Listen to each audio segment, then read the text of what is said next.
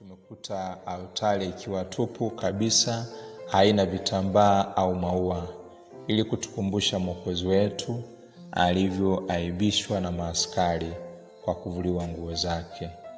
Waligawana nguo zangu kati yao na vazi langu wakalipigia kura. Zaburi ya 22.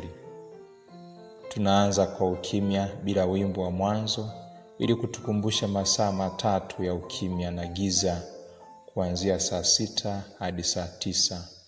Bwana wetu akiwa msalabani katikati ya wanyang'anyi wawili.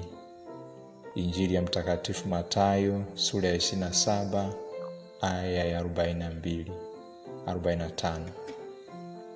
Kuhani na shemasi wanaingia kanisani wamevalia mavazi mekundu, na wakiisha inamia msalaba wanajilaza kifudifudi.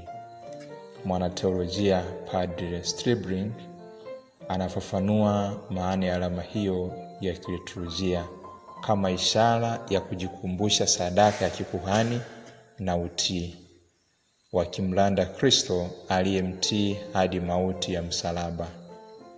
Barua kwa Wafilipi sura ya 2 aya ya 8 hadi ya 9. Nami nikiinuliwa juu ya nchi nitawavuta watu wote kwangu.